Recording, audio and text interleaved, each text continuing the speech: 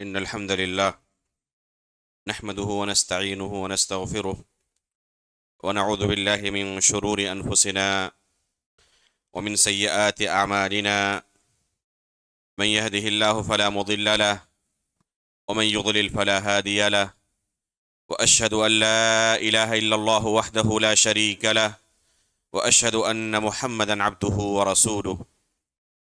يا أيها الذين آمنوا اتقوا الله حق تقاته ولا تموتن إلا وأنتم مسلمون. يا أيها الناس اتقوا ربكم الذي خلقكم من نفس واحدة وخلق منها زوجها وبث منهما رجالا كثيرا ونساء، واتقوا الله الذي تساءلون به والأرحام إن الله كان عليكم رقيبا. يا أيها الذين آمنوا اتقوا الله وقولوا قولا سديدا يصلح لكم أعمالكم ويغفر لكم ذنوبكم، ومن يطع الله ورسوله فقد فاز فوزا عظيما. أما بعد، فإن أصدق الحديث كتاب الله، وأحسن الهدي هدي محمد صلى الله عليه وسلم، وشر الأمور محدثاتها، وكل محدثة بدعة، وكل بدعة ضلالة، وكل ضلالة في النار. انتہائی قابل قدر مشائخ کرام، بزرگان دین و ملت،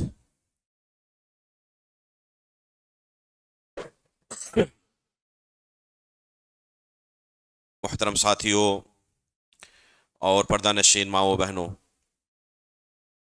اللہ رب العالمین کا ہمارے اوپر بہت ہی بڑا احسان اور کرم ہے کہ اللہ رب العالمین نے ہمیں دین اسلام کی معرفت عطا کی اور سلف صالحین کے منہج پر قائم رہنے، اس منہج کو سیکھنے، جاننے اور چلنے کی توفیق عطا کی۔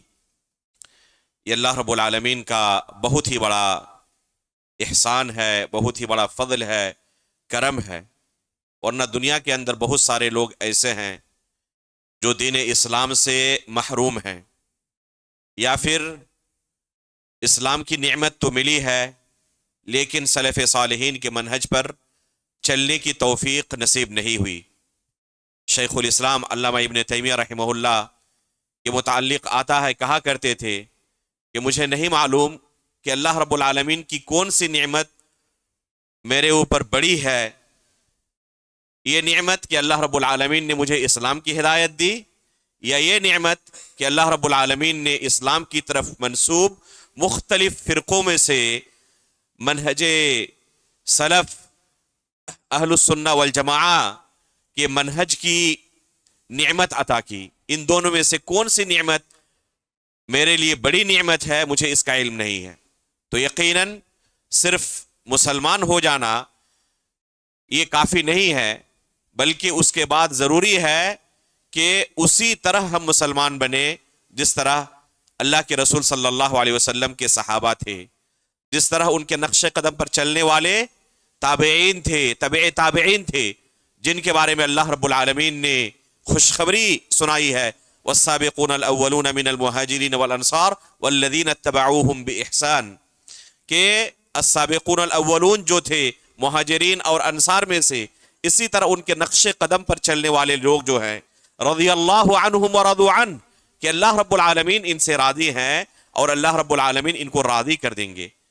آگے اللہ رب العالمین نے ان کے متعلق خوشخبری سناتے ہوئے کہا، اعد لهم جنات تجری تحتها الانہار، کہ اللہ رب العالمین نے ان کے لیے جنت مقرر کر کے رکھی ہے جس کے نیچے نہریں جاری ہوں گی۔ تو صرف مسلمان ہونا اور مسلمانوں میں سے اہل بدعت میں سے ہونا یہ کافی نہیں ہے، بلکہ ضروری ہے کہ مسلمان ہونے کے بعد ایک انسان اس اسلام کو فالو کرے جو اسلام اللہ رب العالمین نے رسول اللہ صلی اللہ علیہ وسلم کو دے کر دنیا والوں کے درمیان مبعوث فرمایا تھا، جو اسلام اللہ کے رسول آخری سانس تک دنیا والوں کو سکھاتے رہے، جس پر اللہ کے رسول کی وفات ہوئی، صحابہ کرام نے جس اسلام کو اللہ کے رسول سے سیکھا تھا، اس اسلام کے اتباع کی ہمیں ضرورت ہے۔ اللہ رب العالمین کے نزدیک بس یہی اسلام قابل قبول ہے، اس کے علاوہ کوئی دوسرا دین قابل قبول نہیں ہے۔ وَمَن يَبْتَغِ غَيْرَ الْإِسْلَامِ دِينًا فَلَن يُقْبَلَ مِنْهُ وَهُوَ فِي الْآخِرَةِ مِنَ الْخَاسِرِينَ، کہ اللہ رب العالمین کے پاس مقبول دین فقط یہی اسلام ہے، اس کے علاوہ کوئی دوسرا دین کوئی تلاشے تو اللہ رب العالمین کے یہاں ہرگز یہ دوسرا دین قابل قبول نہیں ہے، بس وہی اسلام اللہ رب العالمین قبول کرنے والا ہے جو اسلام اللہ رب العالمین نے نازل کیا ہے۔ اسی لیے رسول اللہ صلی اللہ علیہ وسلم اپنے ہر خطبے کے اندر یہ خطبہ کلام کرنے سے پہلے یہ خطبہ پیش کرتے تھے جو آپ کے سامنے ابھی پڑھا گیا، جسے خطبۃ الحاجہ کہتے ہیں۔ فإن أصدق الحديث كتاب الله وأحسن الهدي هدي محمد صلی اللہ علیہ وسلم، یہ اللہ کے رسول ہر خطبے کے اندر بیان کرتے تھے۔ فإن شر الأمور محدثاتها وكل محدثة بدعة وكل بدعة ضلالة، ہر خطبے کے اندر اللہ کے رسول لوگوں کو اس بات کی تنبیہ کرتے تھے کہ تمہارے پاس جو دین ہے، جو دین تمہیں میں سکھا رہا ہوں، یہ اصل دین ہے، یہ اوریجنل ہے، یہ صاف و شفاف دین ہے، اس کو ہمیشہ اسی طرح صاف و شفاف رکھنا، کسی طرح بدعت کی ملاوٹ اس کے اندر نہ کرنا۔ اس دین کے اندر اگر کسی طرح کی ملاوٹ ہو گئی تو اللہ رب العالمین یہ ملاوٹ والا دین قبول نہیں کرنے والا ہے۔ جب قبر کے اندر پوچھا جائے گا تمہارا دین کیا تھا، اگر ہم نے وہ دین پیش کیا جو اللہ کے رسول صلی اللہ علیہ وسلم نے اپنے صحابہ کو نہیں سکھایا تھا، تو اللہ رب العالمین کے یہاں یہ ملاوٹ والا دین قابل قبول نہیں ہوگا۔ اس لیے ہمیں جاننے کی ضرورت ہے کہ وہ دین کون سا تھا جسے اللہ کے رسول نے اپنے صحابہ کو سکھایا تھا۔ ابھی آپ نے منہج سلف کے تعلق سے تمہیدی باتیں سنی اور آپ کو اس کا علم ہوا کہ منہج سلف سے مراد کیا ہے۔ آج کے درس کا جو موضوع ہے وہ ہے کہ منہج سلف کی خصوصیات کیا ہے۔ ایک اس سے پہلے گزشتہ سفر میں میرا ایک درس ہو چکا ہے چپلون کی مسجد میں، جس کا عنوان تھا منہج سلف کا تعارف۔ یہ اسی کا دوسرا پارٹ آپ کہہ سکتے ہیں کہ جب ہم نے پہچان لیا کہ منہج سلف کسے کہتے ہیں تو اب اس منہج کی خصوصیات کیا ہے یہ جاننے کی ضرورت ہے۔ خصوصیات کا مطلب کیا ہے؟ خصوصیات کا مطلب یہ ہے کہ ایسی چیزیں جن کے ذریعے اہل سنت کے درمیان اور دوسری جماعتوں کے درمیان، اہل بدعت کے درمیان تفریق کیا جا سکے، تمیز کی جا سکے۔ آپ ان خصوصیات کی بنا پر کہہ سکتے ہو کہ یہ اہل سنت میں سے ہے اور یہ بندہ اہل سنت میں سے نہیں بلکہ اہل بدعت میں سے ہے۔ ہر انسان کے لیے ضروری ہے کہ اس کا شمار اہل سنت میں سے ہو، اس جماعت کی طرف اس کی نسبت ہو جو جماعت اللہ کے رسول صلی اللہ علیہ وسلم کے زمانے میں بس موجود تھی، اور وہ ہے صحابہ اکرام کی جماعت۔ اللہ کے رسول صلی اللہ علیہ وسلم جب اس دنیا سے رخصت ہوئے تو صرف ایک جماعت تھی، ایک دین تھا، ایک منہج تھا، ایک شریعت تھی، کوئی دوسرا دین نہیں تھا، کوئی دوسری شریعت نہیں تھی۔ اسی جماعت کی طرف منسوب ہونا ضروری ہے، اس کے علاوہ کسی دوسری جماعت کی طرف ہماری نسبت ہو تو ہم کامیاب نہیں ہو سکتے۔ فَإِنْ آمَنُوا بِمِثْلِ مَا آمَنْتُمْ بِهِ فَقَدِ اهْتَدَوْا، اللہ رب العالمین نے اعلان کر دیا ہے کہ بعد میں آنے والے لوگ اگر اسی طرح ایمان لائیں جس طرح ان صحابہ اکرام نے ایمان لایا ہے تب وہ ہدایت یافتہ ہوں گے۔ تو ہدایت یافتہ ہونے کے لیے ضروری ہے کہ صحابہ اکرام کے نقش قدم پر چلیں، اسی جماعت کی طرف ہماری نسبت ہو، ہمارا لگاؤ ہو، ہمارا شمار ہو جو اللہ کے رسول صلی اللہ علیہ وسلم کے صحابہ کا تھا۔ اس لیے اس جماعت کی خصوصیات کیا ہے، ان خصوصیات کو جاننے کی ضرورت ہے، اور ان خصوصیات کو جاننے کے بعد اپنانے کی بھی ضرورت ہے۔ ہمارے اندر یہ خصوصیات پائی جائیں، اگر یہ خصوصیات ہمارے اندر پائی گئی تو ہمارا شمار اس جماعت کی طرف ہوگا، اس منہج کی طرف ہوگا، اور ہمارے اندر اگر وہ خصوصیات پائی گئی جو اہل بدعت کی ہیں تو پھر ہمارا شمار بھی انہی میں سے ہوگا جن کی خصوصیات، جن کی خوبیاں ہمارے اندر پائی جائیں گی۔ اس لیے غور سے ہمیں ان خصوصیات کو سننے کی، جاننے کی ضرورت ہے، اور پھر اس پر عمل کرنے کی کوشش کی بھی ضرورت ہے۔ منہج سلف کی خصوصیات بے شمار ہیں، ان کو اگر شمار کیا جائے تو گھنٹوں کی ضرورت ہے۔ علماء اکرام نے اس موضوع پر ضخیم کتابیں تصنیف کی ہیں، بے شمار کتابیں اب تک لکھی جا چکی ہیں۔ یہاں پر اس مختصر وقت میں کوشش کی جائے گی کہ آپ کے سامنے چند اہم خصوصیات، اگر ممکن ہو سکے تو کم از کم 10 خصوصیات کا تذکرہ کیا جائے۔ جو کہ سب سے اہم خصوصیات ہے منہج سلف کی، اور پھر ہم کوشش کریں گے کہ یہ خصوصیات ہمارے اندر پائی جائیں۔ پہلی خصوصیت منہج سلف کی یہ ہے کہ ان کے یہاں دین سیکھنے کا سورس، جہاں سے دین حاصل کیا جائے، جہاں سے دین کو حاصل کیا جائے، دین سیکھا جائے، یہ دو طرح کے ہیں۔ ایک ہے اصلی رئیسی، اور ایک ہے دویم درجے کے، دوسرے درجے کے۔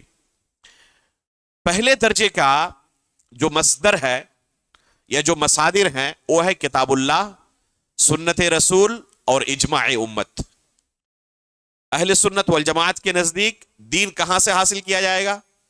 کسی چیز کو ہم دین کب مانیں گے؟ دیکھیں گے کہ اس کی دلیل کتاب اللہ کے اندر ہے یا نہیں ہے، سنت رسول کے اندر اس کی دلیل موجود ہے یا نہیں ہے، یا سلف صالحین کا کیا اس پر اجماع ہے یا نہیں ہے۔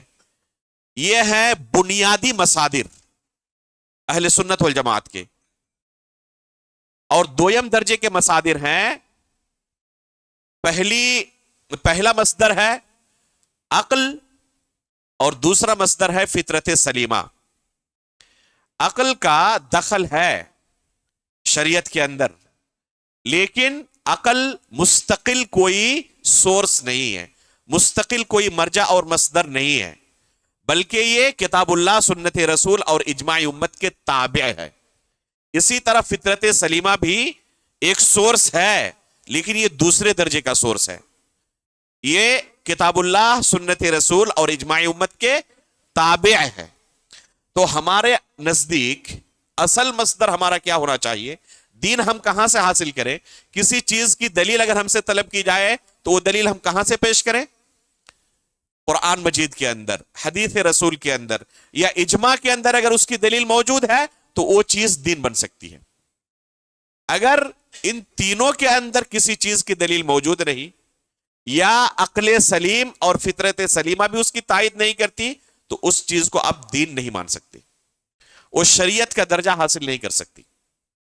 اس لیے اہل سنت والجماعت کسی بھی مسئلے کے اندر دلیل کی اتباع کرتے ہیں، اور ان کے نزدیک دلیل یہی چیزیں ہیں۔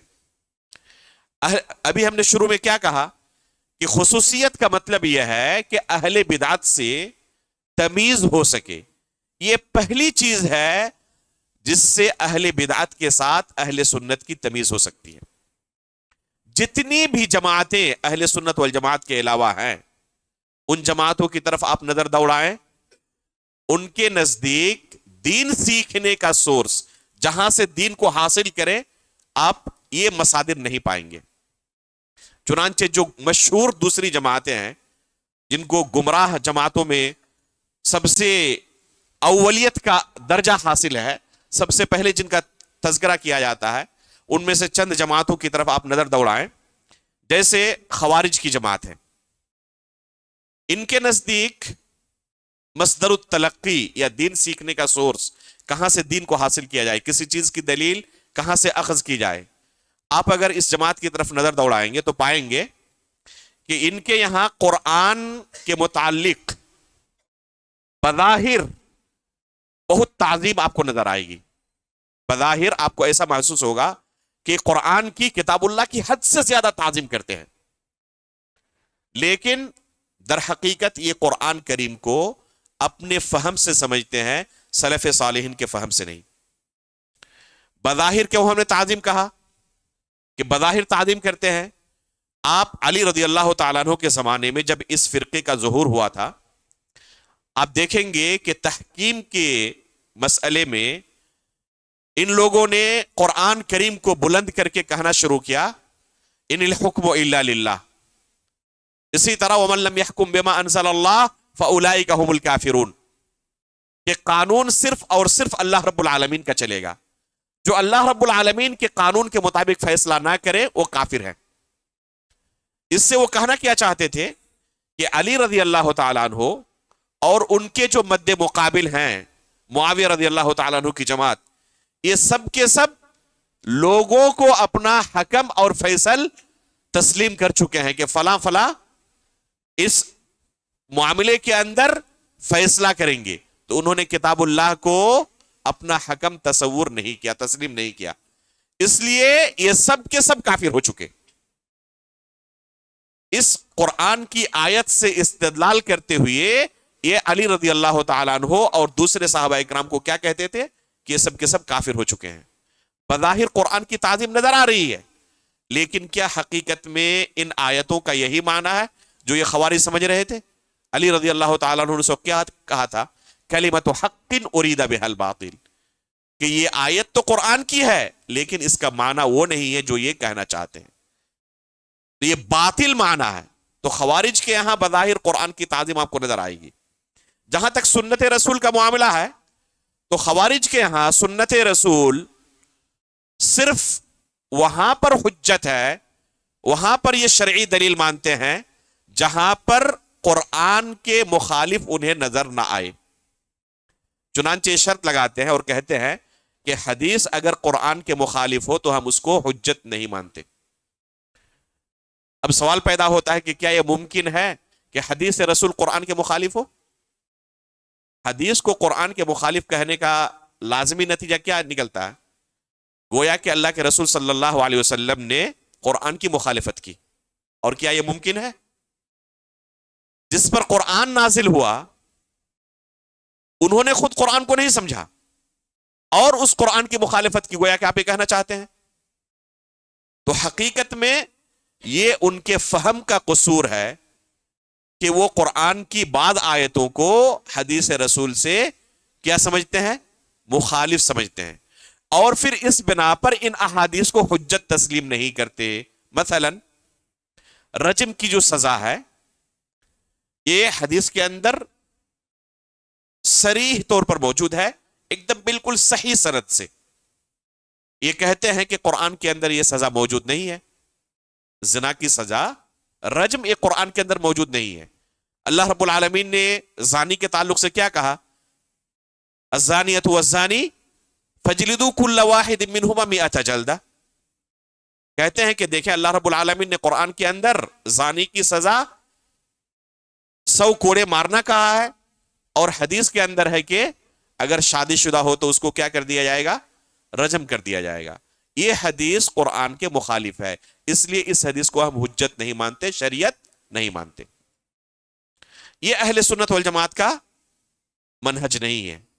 اہل سنت والجماعت کی خصوصیت یہ ہے کہ حدیث اگر صحیح سند سے ثابت ہے تو ممکن ہی نہیں کہ قرآن کے مخالف ہو۔ اس کا صحیح معنی کیا ہے یہ ہمیں سلف صالحین کی طرف رجوع کرنے کی ضرورت ہے کہ اس آیت کا صحیح معنی کیا ہے، اس حدیث کا صحیح معنی کیا ہے۔ اس لیے جو بھی اہل سنت والجماعت کے اس منہج کے اوپر نہ چلے اور انہوں نے خوارج کا طریقہ اختیار کیا، آج تک وہ اسی ڈگر پر چل رہے ہیں اور بے شمار احادیث کو قرآن کا مخالف سمجھ کر کیا کرتے ہیں؟ وہ رد کر دیتے ہیں اور کہتے ہیں گرچہ یہ صحیح بخاری کے اندر موجود ہو، گرچہ یہ صحیح مسلم کے اندر موجود ہو، جس کی صحت پر امت کا اجماع ہے، ہم اسے تسلیم نہیں کر سکتے۔ کیوں؟ کیونکہ یہ حدیث قرآن کے مخالف ہے۔ یہ اصل منہج کن کا تھا؟ یہ خوارج کا منہج تھا، اور جس کی اتباع آج بھی بہت سارے مفکرین اور دانشوران چاہے انجانے میں ہو یا جان بوجھ کر ہو کر رہے ہیں۔ میں آپ کو ایک مثال دیتا ہوں آج کے زمانے کی۔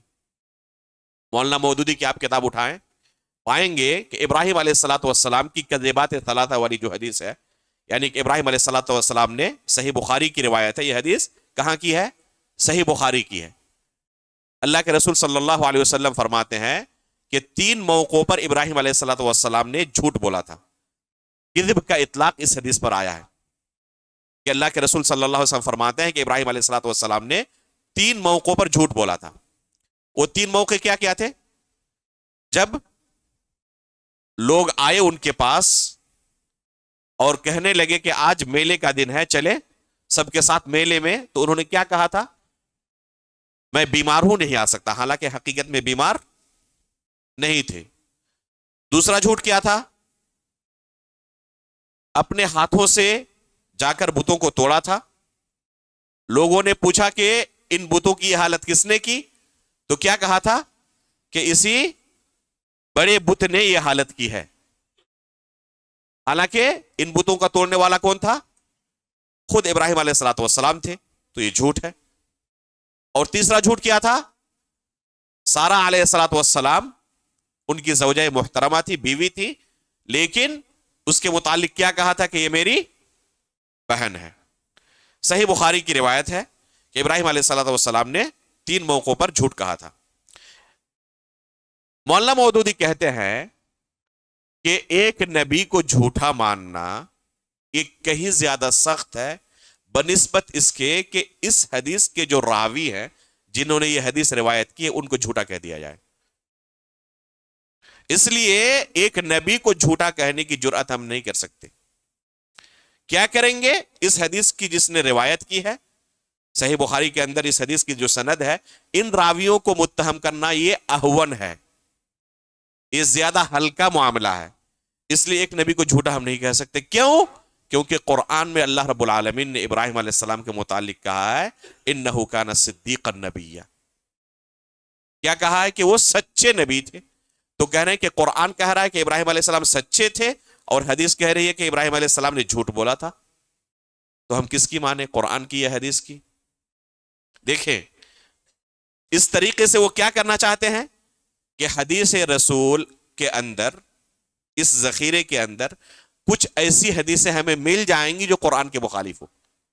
حالانکہ یہ ممکن ہی نہیں ہے کہ اللہ کے رسول قرآن کی مخالفت کرے. اگر یہی اصول رہا تو خود قرآن کی بعض آیتیں بعض آیتوں کی مخالف نظر آئیں گی. خود قرآن کی بعض آیتیں لوگوں کو بعض آیتوں کی مخالف نظر آئیں گی. بلکہ اسی حدیث کے اندر جن 3 جھوٹوں کا تذکرہ آیا ہے ان میں سے 2 جھوٹ کا تذکرہ خود قرآن میں آیا ہے. پہلا جھوٹ کیا کہا ہم نے؟ کہ بیمار نہیں تھے، اس کے باوجود کیا کہا لوگوں کو کہ میں بیمار ہوں، تمہارے ساتھ نہیں جا سکتا. یہ واقعہ خود اللہ رب العالمین نے قرآن کریم کے اندر بیان کیا ہے. فقال انی سقیم، یہ قرآن کی آیت ہے. لوگوں کو کہا کہ میں بیمار ہوں. تو یہ آیت انی سقیم گویا کہ صدیق النبی والی آیت کے مخالف ہوئی. تو اگر اس مخالفت کی وجہ سے صحیح بخاری کی حدیث آپ کو قابل قبول نہیں ہے، آپ اسے تسلیم نہیں کرتے، تو آپ اس آیت کو بھی تب انکار کر دیں گے، جھوٹ یہی کر دیں گے، رد کر دیں گے، کیونکہ آپ کو دوسری آیت کی مخالف نظر آ رہی ہے. یہ ہمت ہوگی؟ یہ ہمت نہیں ہوگی. دوسرا جھوٹ کیا تھا؟ انہوں نے کہا کہ میں نے نہیں، اسی بڑے بت نے ان بتوں کو توڑا ہے. یہ بھی اللہ تعالیٰ نے قرآن کریم کے اندر بیان کیا ہے. بل فعلہ کبیرہم فاسألوہم ان کانوا ینطقون. قرآن میں اللہ رب العالمین نے اس کا تذکرہ کیا ہے. تو گویا کہ یہ آیت بھی صدیق النبی والی آیت کے مخالف ہوئی. تو اگر یہی آپ کا لاجک ہے تو قرآن کی بعض آیتیں آپ کو بعض آیتوں کی مخالف نظر آئیں گی. تو اس حساب سے قرآن کی بعض آیتوں کو بھی آپ کو کیا کرنا پڑے گا؟ ترک کرنا پڑے گا، چھوڑنا پڑے گا. تو یہ ممکن ہی نہیں ہے کہ قرآن کی کوئی آیت کسی آیت کے مخالف ہو اور نہ حدیث رسول قرآن کے مخالف ہو. یہ آپ کے فہم کا قصور ہے. آپ نے ان آیتوں کو اور ان احادیث کو اس طریقے سے نہیں سمجھا جس طریقے سے سلف صالحین نے سمجھا تھا. اس وجہ سے آپ کو یہ آیتیں یا یہ حدیث قرآن کی مخالف نظر آ رہی ہے. تو یہ خوارج کا اصول تھا کہ بعض احادیث کو وہ اس لیے رد کر دیتے تھے کیونکہ یہ حدیثیں انہیں قرآن کی مخالف نظر آتی.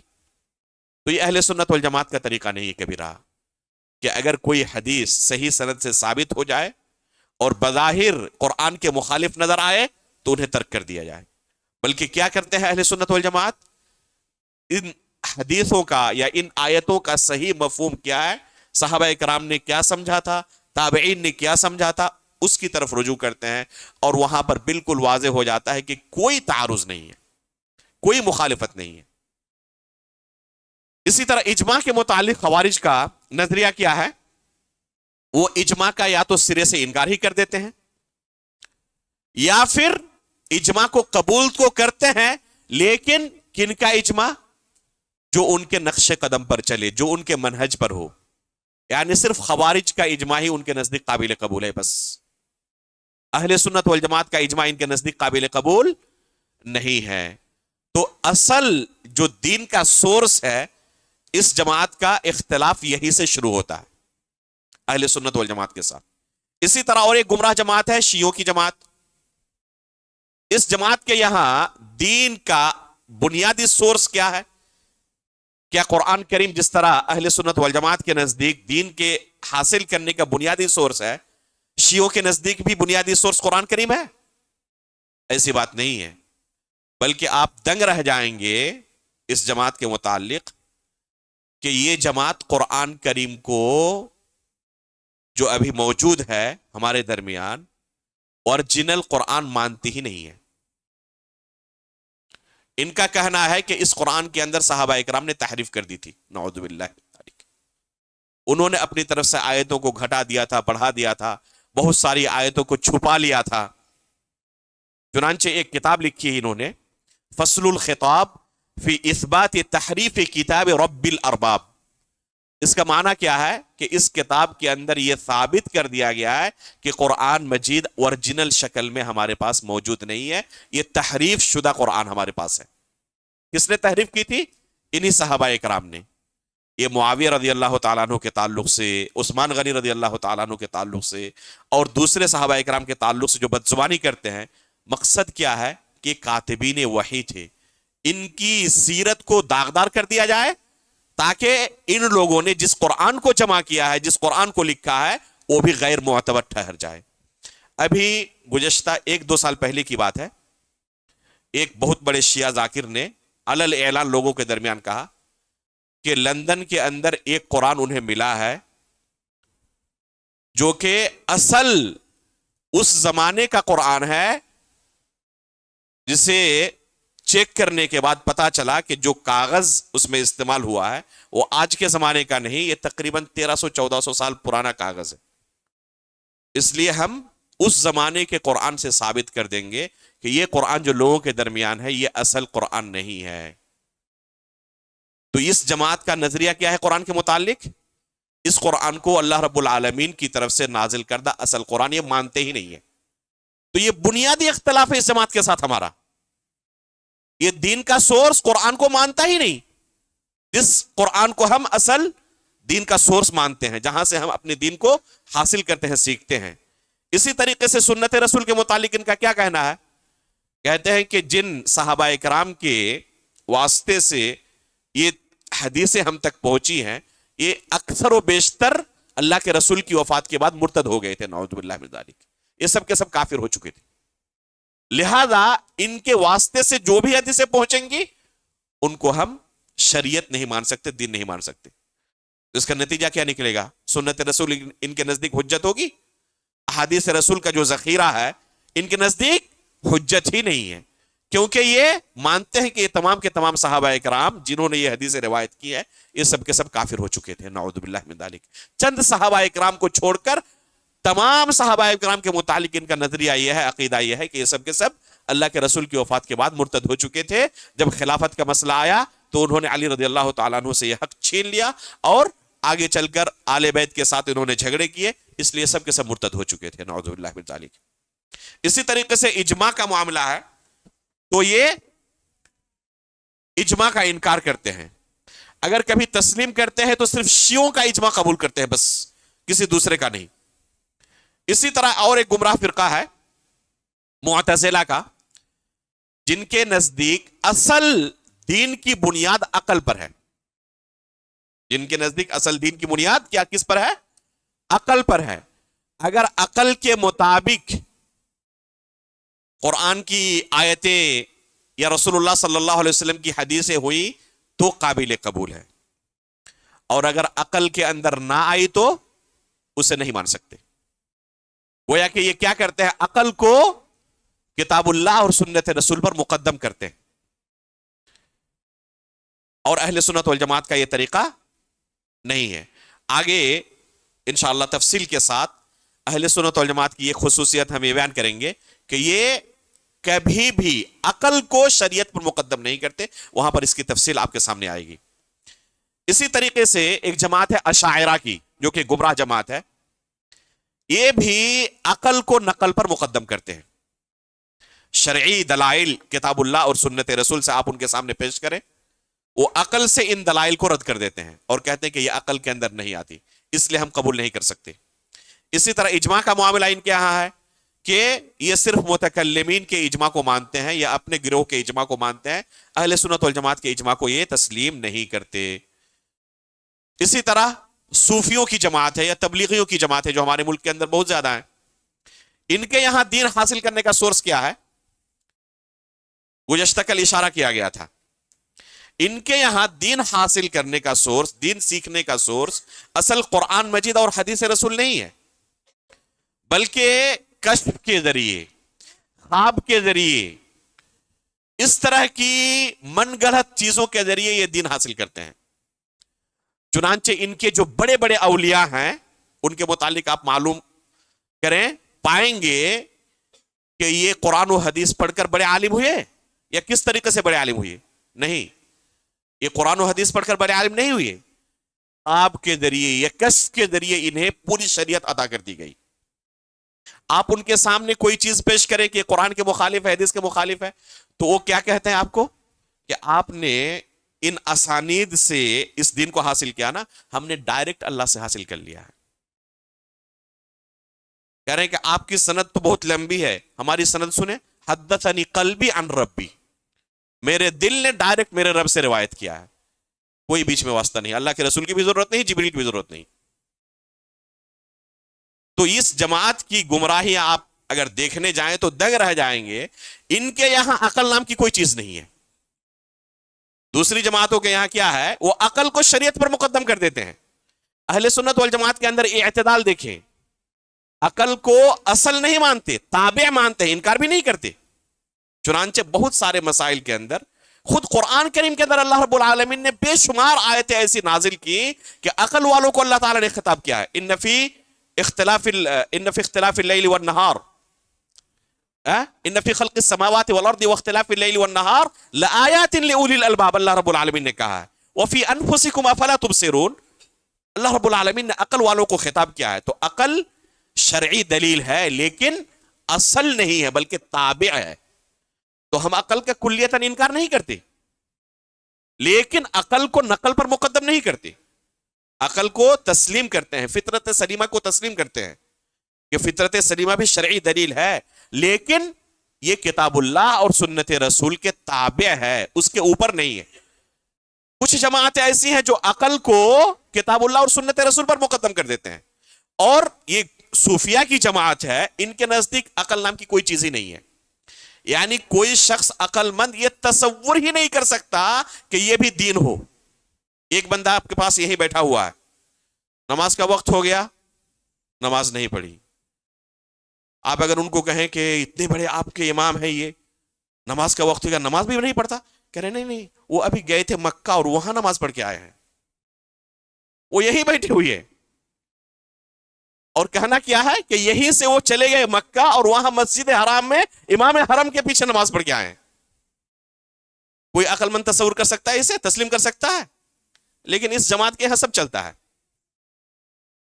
تو اس جماعت کے یہاں عقل نام کی کوئی چیز ہی نہیں ہے، یہ خواب سے، کشف اور منامات سے، ان چیزوں سے شریعت کو انہوں نے پورا حاصل کیا ہوا ہے۔ تو ان کے نزدیک قرآن کریم، حدیث رسول، اس کی حیثیت دوسرے درجے کی ہے، اصل نہیں ہے، خواب ہے، کشف ہے، منامات ہیں، ان چیزوں سے انہوں نے پورے دین کو کیا ہوا ہے؟ سجایا ہوا ہے۔ اس وجہ سے اس جماعت کے یہاں جھوٹی، من گھڑت ہر طرح کی حدیثیں آپ کو مل جائیں گی، ان کے یہاں احادیث کی تمیز نہیں ہے۔ تو یہ پہلی خصوصیت ہے اہل سنت والجماعت کی کہ یہاں پر دین کا سورس کیا ہے؟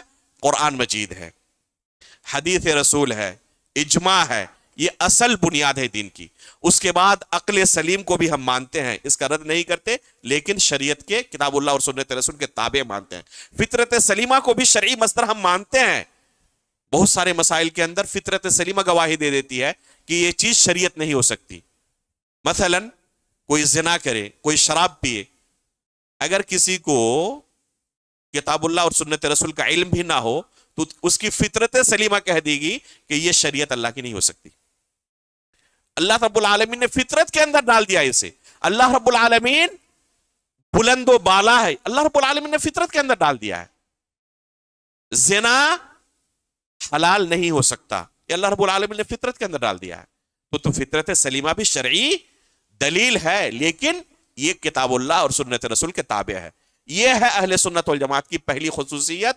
اور جتنی بھی گمراہ جماعتیں ہیں تمام جماعتوں سے یہ جو خصوصیت ہے اہل سنت والجماعت کو ممتاز کر دیتی ہے.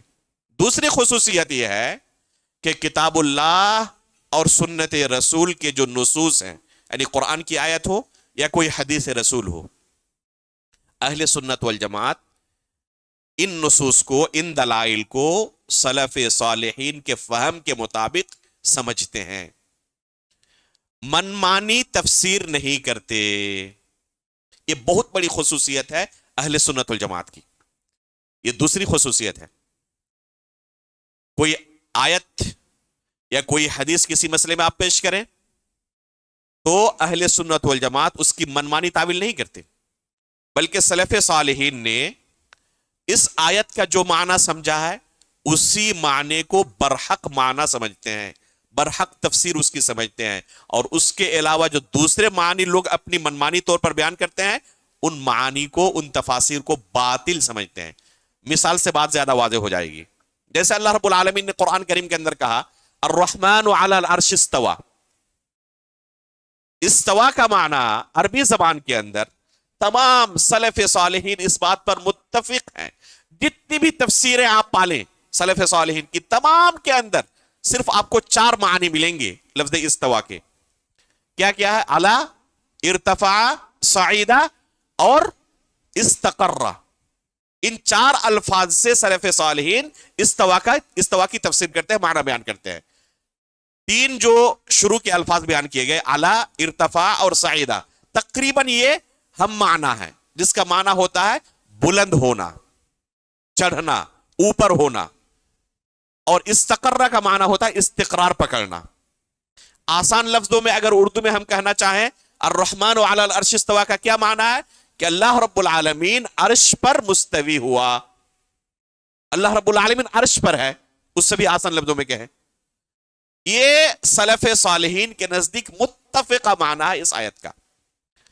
اہل بدعت اس کی منمانی تفسیر کرتے ہیں اور کہتے ہیں کہ استوا استولا کے معنی میں ہے. اللہ رب العالمین نے قرآن کو کس زبان میں نازل کیا؟ عربی زبان کے اندر. مکہ والے عربی زبان سمجھتے تھے. کوئی بھی شخص جس کی اصل زبان عربی ہو کبھی سوچ بھی نہیں سکتا کہ استوا کا معنی استولا ہوتا ہے. عربی زبان کے اندر یہ معنی آتا ہی نہیں ہے. تو سلف صالحین نے اس آیت کا یا اس حدیث کا کیا معنی سمجھا ہے؟ ہم وہی معنی درست اور معتبر جانتے ہیں. اس کے علاوہ جتنے بھی معنی اس کے کیے جاتے ہیں سب کے سب باطل معنی ہیں. اللہ کے رسول نے لوگوں کو کہا یا ایھا الناس قولوا لا الہ الا اللہ تفلحوا، اے لوگوں تم لا الہ الا اللہ کہو کامیاب ہو جاؤ گے. تو اللہ کے رسول نے لا الہ الا اللہ کہنے کا مطالبہ کیا. الہ کا معنی کیا ہوتا ہے عربی زبان کے اندر؟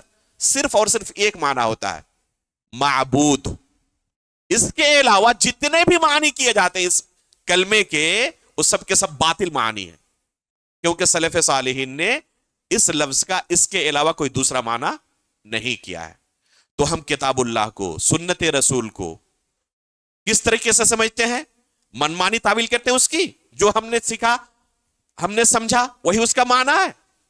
نہیں، بلکہ اس کا معنی سلف نے کیا سمجھا تھا، صحابہ اکرام نے کیا سمجھا تھا، تابعین نے کیا سمجھا تھا، تبع تابعین نے کیا سمجھا تھا، اس طریقے سے اس کا معنی ہم کرتے ہیں. ابھی آپ کے سامنے کہا گیا علی رضی اللہ تعالیٰ عنہ نے خوارج کو کیا کہا تھا جب انہوں نے کہا ان الحکم الا للہ؟ کہا تھا کہ کلمۃ حق ارید بها الباطل، کہ آیت تو درست ہے لیکن تمہارا جو معنی بیان کرنا ہے نا یہ باطل ہے، یہ معنی اس آیت کا نہیں ہے. تو ہمیں کیا پتا چلا کہ معنی کون سا معتبر ہوگا؟ جو اللہ کے رسول نے اپنے صحابہ کو سکھایا تھا، ان صحابہ اکرام نے جو معنی سمجھا تھا، تابعین نے جو معنی سمجھا تھا، وہ معنی معتبر ہوگا. ومن لم يحكم بما انزل الله فاولئك هم الكافرون. یہ خوارج اس آیت سے استدلال کرتے ہوئے صحابہ اکرام تک کو کافر کہا کرتے تھے. عبداللہ بن عباس رضی اللہ تعالیٰ عنہ نے کیا کہا تھا انہیں خطاب کرتے ہوئے؟ لیس الکفر الذی تذهبون الیہ، اس سے مراد وہ کفر نہیں ہے جس کی طرف تم جا رہے ہو. تم جو معنی مراد لیے ہو یہ معنی مراد نہیں ہے. صحابہ اکرام نے یہ نہیں سمجھا تھا.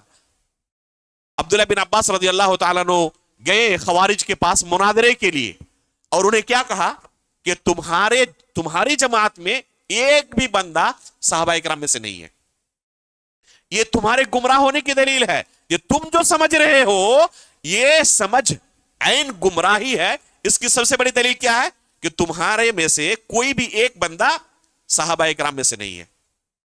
تو صحابہ کرام نے اس دین کو جیسے سمجھا تھا اسی طریقے سے ہمیں سمجھنے کی ضرورت ہے، وہی فہم معتبر ہوگا جو صحابہ کرام نے سمجھا، تابعین نے سمجھا، تبع تابعین نے سمجھا تھا۔ منمانی کوئی تعویل کرے تو وہ تعویل مردود ہوگی، وہ شریعت نہیں ہے۔ تو یہ دوسری خصوصیت ہے۔ آیت الکرسی آپ جانتے ہیں، وسع کرسیہ السماوات والارض۔ اگر فہم سلف کو ہم چھوڑ دیں اور اپنے فہم سے قرآن و حدیث کو سمجھنے جائیں تو کرسی کا معنی کیا سمجھے گا کوئی؟ ہماری زبان کے اندر کرسی کسے کہتے ہیں؟ کسی کو کہتے ہیں نا جس پہ ہم بیٹھتے ہیں، حالانکہ کرسی کا یہ معنی بالاجماع غلط ہے۔ صحابہ کرام نے اس لفظ کا یہ معنی نہیں سمجھا تھا۔ عبداللہ بن عباس رضی اللہ تعالیٰ عنہ نے کیا کہا ہے کرسی کا معنی؟ موضع القدمین، کہ اللہ رب العالمین کے دو قدم رکھنے کی جگہ ہے کرسی۔ تو بغیر سلف صالحین کی طرف رجوع کیے ہوئے قرآن و حدیث کو صحیح طریقے سے سمجھنا ممکن ہی نہیں ہے۔ جنت کے اندر دودھ کی نہریں جاری ہوں گی، شہد کی نہریں جاری ہوں گی۔ عموماً نہر کے بارے میں اگر بیان کیا جائے تو ذہن میں کیا تصور ابھرتا ہے کہ وہاں پر گڈھا ہوتا ہے جہاں سے نہر جاری ہوتا ہے۔ عبداللہ بن عباس رضی اللہ تعالیٰ عنہ اور دوسرے سلف سے یہاں کیا اس کی تفسیر ہے؟ من غیر اخدود، نہر تو وہاں پر دودھ کی نہریں جاری ہوں گی، اسی طرح شہد کی نہریں جاری ہوں گی، لیکن وہاں پر گڈھا نہیں ہوگا۔ اگر کوئی اپنے من سے سمجھنے جائے قرآن و حدیث کو تو اس نتیجے تک پہنچ سکتا ہے؟ کیا انہوں نے اپنی طرف سے منمانی تعویل کی تھی؟ نہیں، اللہ کے رسول نے انہیں یہ دین سکھایا تھا، اور اللہ رب العالمین نے مہر لگا دیا ہے کہ بعد میں آنے والے لوگ اگر اسی دین کو فالو کرے جو ان صحابہ کرام نے سمجھا تھا، جس کو فالو کیا تھا، تب قابل قبول ہے۔ اس لیے ہمیں دیکھنے کی ضرورت ہے کہ جو آیت ہم پیش کر رہے دلیل کے طور پر، جو حدیث ہم پیش کر رہے دلیل کے طور پر، کیا اس کا وہی معنی ہے جو ہم بیان کر رہے ہیں؟ صحابہ کرام نے یہی معنی سمجھا تھا؟ اگر وہی معنی ہے تو قابل قبول ہے، ورنہ یہ کیا ہے؟ مردود ہے۔ ایک بندہ مدینے کے اندر کھلم کھلا شرک کر رہا تھا، جب ہم نے منع کیا تو کہنے لگا کہ آپ کی خام خیالی ہے، شرک نہیں ہے۔ یار کیسے شرک نہیں ہے بھائی؟ واضح طور پر یہ شرک ہے اور شرک نہیں ہے۔ یعنی صحیح بخاری کی حدیث ہے کہ امت مسلمہ کا کوئی شخص شرک نہیں کر سکتا۔ دنگ رہ گیا کہ صحیح بخاری کے اندر ہے، کہ کون سی حدیث ہے؟ بندے نے فوراً حدیث پیش کر دی۔ حدیث کیا ہے؟ اللہ کے رسول صلی اللہ علیہ وسلم فرماتے ہیں کہ مجھے اس بات کا ڈر نہیں ہے کہ میرے بعد تم شرک کے اندر مبتلا ہو جاؤ گے، ڈر اس بات کا ہے کہ تم دنیا داری کے اندر مبتلا ہو جاؤ گے اور اسی کے پیچھے بھاگتے رہو گے۔ حدیث صحیح بخاری کے اندر ہے۔ اس سے وہ کیا دلیل پکڑ رہا ہے کہ ہم گرچہ کسی غیر اللہ کے سامنے ماتھا ٹیکے، یہ شرک نہیں ہے۔ کیوں؟ کیونکہ ہم مسلمان ہیں، مسلمانوں میں شرک ہو ہی نہیں سکتا۔ دلیل کیا ہے؟ صحیح بخاری کی حدیث۔ اب سوچیں کہ کیا اس حدیث سے سلف صالح نے یہی معنی سمجھا تھا؟ میں نے اس بھائی سے کہا کہ صرف صحیح بخاری کے اندر حدیث ہے نا، تو صحیح بخاری کی جو سب سے معتبر شرح ہیں ان شروحات کو آپ دیکھ لیں، فتح الباری اٹھائیں، ارشاد الساری اٹھائیں، علامہ عینی رحمہ اللہ کی عمدۃ القاری جو کہ حنفی عالم تھے اٹھائیں، اور دیکھیں کہ انہوں نے اس کا کیا معنی بیان کیا ہے۔ تمام کے تمام شارحین حدیث متفق ہیں کہ اس کا یہ معنی نہیں ہے جو یہ معنی یہ صاحب لے رہے ہیں۔ تو یہ معنی جو انہوں نے بیان کیا ہے سلف کے معنی سے میل نہیں کھاتا، لہذا کیا ہوگا؟ مردود ہوگا، یہ شریعت نہیں ہے۔ تو یہ دوسری خصوصیت ہے منہج سلف کی کہ یہ نصوص کو، قرآن و حدیث کو سلف صالحین کے فہم کے مطابق سمجھتے ہیں۔ تیسری خصوصیت ہے سلف صالحین کی، منہج سلف کی، کہ یہ سنت رسول کی اتباع کرتے ہیں اور اہل سنت سے محبت کرتے ہیں۔ اسی طرح بدعت سے نفرت کرتے ہیں، دور بھاگتے ہیں، اور بدعاتیوں سے بھی دور بھاگتے ہیں۔ اللہ کے رسول صلی اللہ علیہ وسلم نے ہمیں یہی تعلیم دی ہے کہ ہم سنت کی اتباع کریں، اہل سنت سے محبت کریں۔ کیا فرمایا اللہ کے رسول نے؟ علیکم بسنتی وسنت الخلفاء الراشدین المہدیین تمسکوا بها وعضوا علیہا بالنواجذ۔ یہ اللہ کے رسول کی تعلیم ہے۔ اہل سنت والجماعت کی خصوصیت یہ ہے کہ یہ سنت رسول کو، حدیث رسول کو فالو کرتے ہیں، اس کی اتباع کرتے ہیں۔ جتنی بھی گمراہ جماعتیں ہیں تمام کے اندر، ابھی ہم نے بیان بھی کیا اس کے کچھ نمونے، تمام گمراہ جماعتوں کے اندر ایک کامن چیز آپ پائیں گے کہ ان کے یہاں حدیث رسول کو مقام حاصل نہیں ہے جو اہل سنت والجماعت کے نزدیک ہے۔ میں نے اپنی کتاب منہج السلف کا دفاع جو اردو زبان میں ہے، اس موضوع پر تفصیل کے ساتھ ان کے منہج کو بیان کیا ہے، اور بر صغیر کے اندر بھی ایک بڑی جماعت ہے، بڑی فہرست ہے جنہوں نے حدیث رسول کے اندر کیا کیا ہے، اس طرح مشگافی کی ہے۔ وہ مقام نہیں دیتے حدیث رسول کو جو سلف صالحین دیتے تھے۔ تو یہ اہل سنت والجماعت کی بہت بڑی خصوصیت ہے کہ یہ سنت رسول کو فالو کرتے ہیں، اہل سنت سے محبت کرتے ہیں، بدعت سے نفرت کرتے ہیں، اور بدعتیوں سے بھی دور بھاگتے ہیں۔ کیوں؟ کیونکہ یہی تعلیم ہے۔ یہ کہنا کہ گناہ سے نفرت کرو گنہگار سے نہیں، بدعت سے نفرت کرو بدعتی سے نہیں، یہ شرعی اصول نہیں ہے۔ سننے میں بہت سارے لوگوں کو بہت اچھا لگتا ہے، بعض لوگ دیواروں پر لکھے رکھتے ہیں گناہ سے نفرت کرو گنہگار سے نہیں، بعض لوگ کہتے ہیں بدعت سے نفرت کرو بدعتی سے نہیں۔ یہ تعلیم شریعت کی تعلیم نہیں ہے۔ اگر کوئی شخص بدعتی ہے تو شریعت کی تعلیم یہی ہے کہ اس بدعتی سے جتنا دور بھاگا جائے بہتر ہے۔ سنن ابی داؤد کی روایت ہے، اللہ کے رسول صلی اللہ علیہ وسلم فرماتے ہیں ان السعید لمن جنب الفتن، کہ وہ بندہ بڑا نیک بخت ہے، سعادت مند ہے جو فتنے سے دور بھاگتا ہے۔ جتنا زیادہ ایک بندہ فتنے سے دور ہوگا اتنا زیادہ وہ سعادت مند ہے۔ فتنے سے دور ہونے کا مطلب فتنہ پروروں سے دور ہونا بھی ہے۔ اگر فتنہ پروروں سے کوئی قریب ہوگا تو فتنے کے اندر مبتلا ہو جائے گا۔ اسی وجہ سے جب فتنوں کا دور شروع ہوا تو سلف صالحین نے کیا کیا؟ ان فتنہ پروروں سے جہاں تک ممکن ہو سکے دور رہنے کی کوشش کی۔ ابن سیرین رحمہ اللہ فرماتے ہیں، صحیح مسلم کے مقدمے کے اندر امام مسلم رحمہ اللہ نے ان کا یہ اثر نقل کیا ہے، لم يكونوا يسألون عن الاسناد فلما وقعت الفتنہ قالوا سموا لنا رجالکم فینظر الى اہل السنہ۔ دیکھیں یہ اصول ہے، فینظر الى اہل السنہ فیؤخذ حدیثهم وینظر الى اہل البدعہ فلا یؤخذ حدیثهم۔ ابن سیرین رحمہ اللہ فرماتے ہیں کہ جب فتنوں کا دور شروع ہوا تو لوگ پوچھنے لگے کہ اپنی سند بیان کرو، تم نے جو بات ہمیں بیان کی دین کی یہ تم نے کن سے سنی ہے؟ اگر وہ اہل سنت کے کسی عالم کا نام لیتے کہ فلاں عالم دین سے میں نے یہ بات سنی ہے تو قبول کر لیتے، لیکن اہل بدعت میں سے کسی کا نام لیتے تو رد کر دیتے، قبول نہیں کرتے۔ اسی امام کا ایک واقعہ سنیں، دو لوگ ابن سیرین رحمہ اللہ کے پاس آتے ہیں اور آ کر ان سے کہتے ہیں کہ ہم آپ کو کچھ حدیثیں سنانا چاہتے ہیں۔ ابن سیرین رحمہ اللہ اپنے شاگردوں کے ساتھ ہیں، انکار کر دیتے ہیں کہ ہم آپ سے کچھ نہیں سننا چاہتے۔ یہ دونوں کہتے ہیں کہ اگر حدیث سننا گوارا نہیں تو کم از کم قرآن سن لیں ہم سے، ہم آپ کو قرآن سنا دیں کچھ۔ تو ابن سیرین رحمہ اللہ کہتے ہیں کہ ہم آپ سے قرآن بھی نہیں سننا چاہتے، یا تو آپ یہاں سے باہر نکلیں یا میں یہاں سے جاتا ہوں، آپ کے ساتھ رہنا بھی گوارا نہیں۔ بعض سلف صالحین سے منقول ہے من وقر صاحب بدعت فقد اعان علی ہدم الاسلام، کہ اگر کسی بدعتی کی کسی نے تعظیم کی، توقیر کی، عزت دی اسے، تو اسلام کو ڈھانے میں اس نے مدد کی۔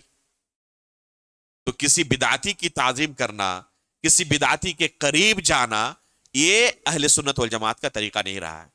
امام ابن بطہ العکبری رحمہ اللہ نے الابانہ کے اندر، اسی طرح امام لالکائی رحمہ اللہ نے شرح اصول اعتقاد اہل سنت والجماعت کے اندر ایک دو نہیں 200 سے زائد، میں نے خود گنا ہے کہ یہ نصوص کتنے ہوتے ہیں، جن میں اہل بدعت کی مجلس سے دور رہنے کی نصیحت کیا کرتے تھے سلف صالحین.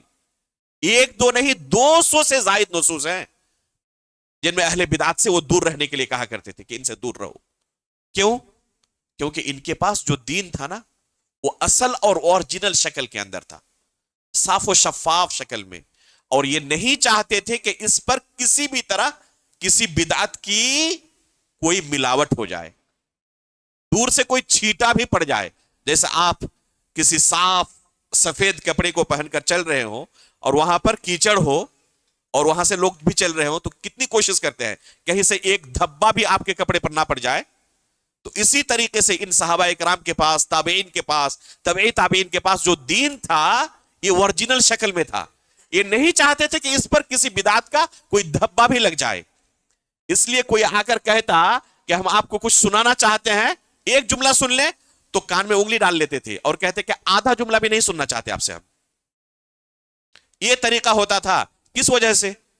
کیوں؟ ان کے پاس علم کی کوئی کمی تھی؟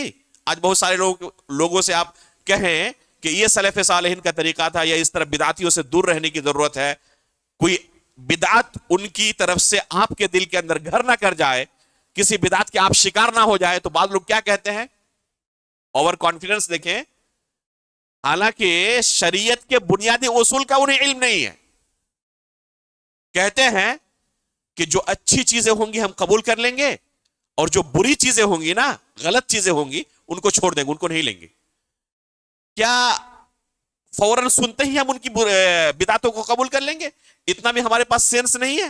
ہم صحیح غلط کے درمیان تمیز نہیں کر سکتے؟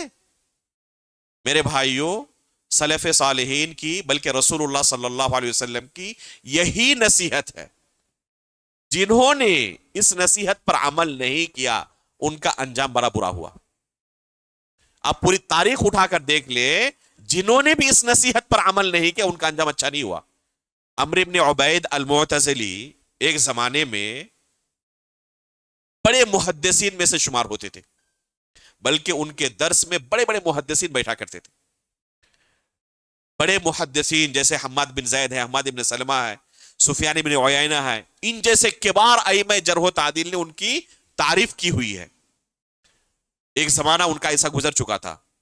اتنے بڑے محدث کو کیا ہوا؟ واصل بن عطا جو فرقہ معتزلہ کا بانی ہے، اس بدعتی کی صحبت اختیار کر لی عمرو بن عبید نے. ایک زمانے میں محدثین میں شمار ہوتا تھا، چند مہینوں کے بعد اس گمراہ فرقے کا دوسرا سردار بن کر لوگوں کے سامنے ظاہر ہوا. یہ بدعت کہاں سے داخل ہوئی ان کے اندر؟ اسی واصل بن عطا کی صحبت کی وجہ سے. کیا یہ کوئی عام آدمی تھے؟ بہت بڑے محدث تھے ایک زمانے میں، لیکن ایک بدعتی کی صحبت نے ان کی دنیا اور آخرت دونوں بگاڑ کر رکھ دی. عمران بن حطان کا واقعہ بہت مشہور ہے. عمران بن حطان کوئی عام آدمی نہیں تھے، بلکہ ان کی حدیث صحیح بخاری کے اندر موجود ہے.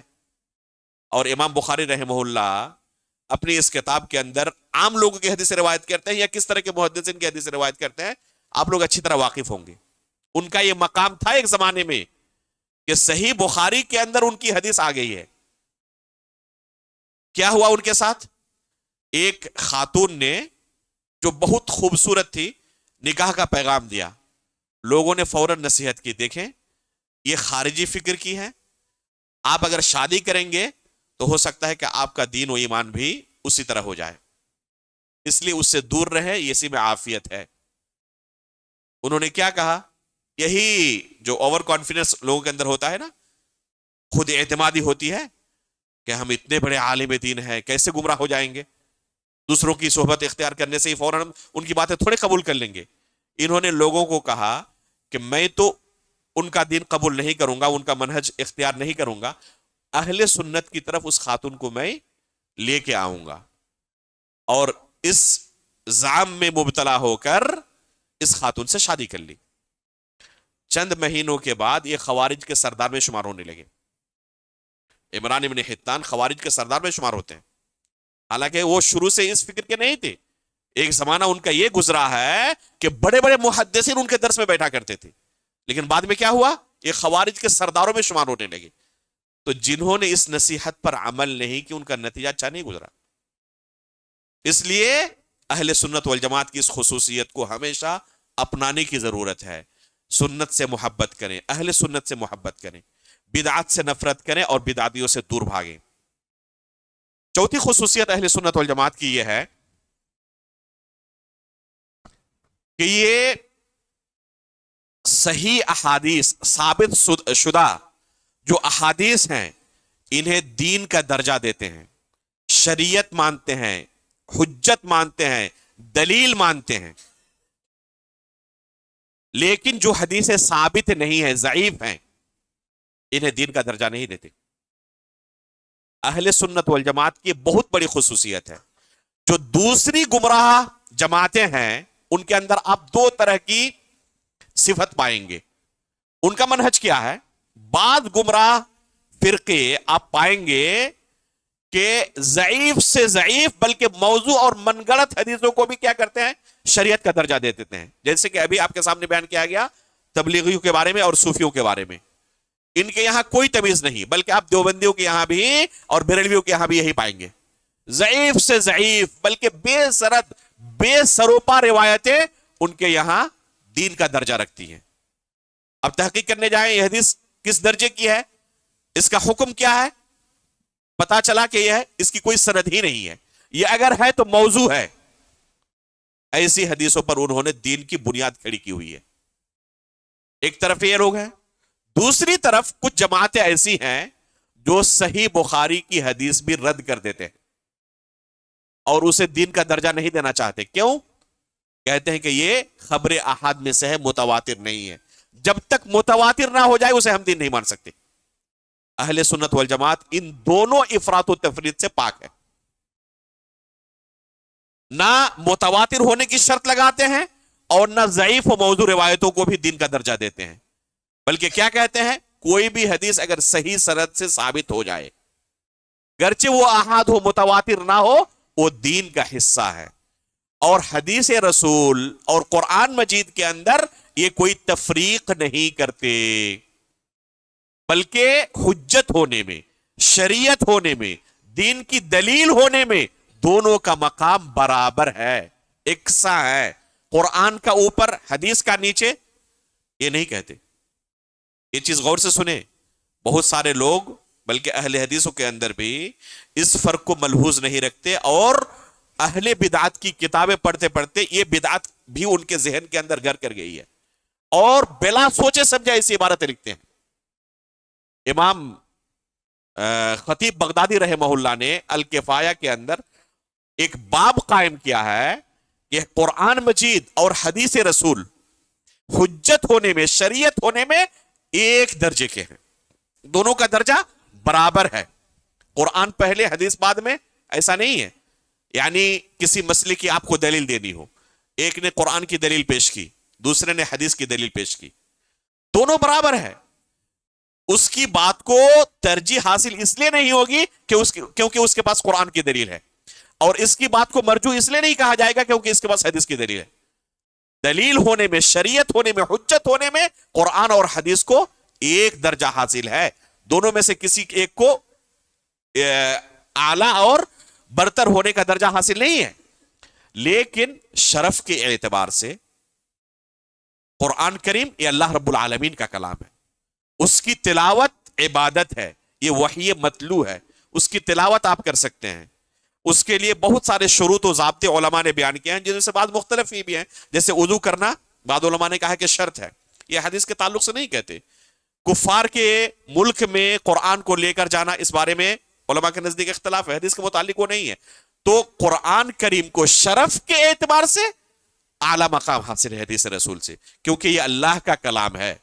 حدیث اللہ کا کلام نہیں، گرچہ اللہ کی طرف سے وحی ہے، یہ رسول اللہ صلی اللہ علیہ وسلم کا کلام ہے، لیکن قرآن کیا ہے؟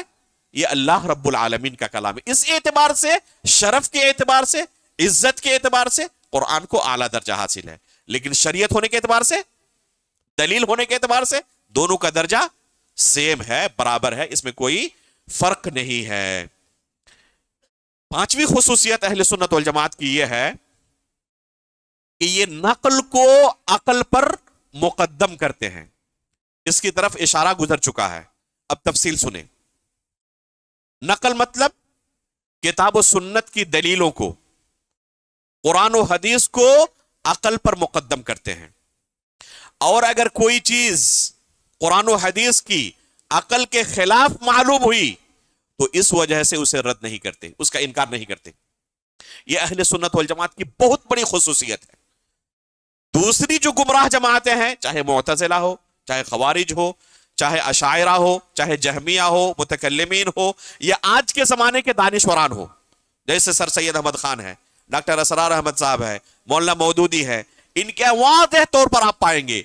और अभी मौजूदा जमाने के जावेद अहमद गामिदी है, राशिद साज है, कारी हनीफ डार है, इंजीनियर अली मिर्जा है, और बहुत सारे इनके दुम छिल्ले जो होते हैं, इनको आप पाएंगे कि ये अकल की बिना पर क्या करते हैं, शरीयत के बेशुमार नुसूस को रद्द कर देते हैं।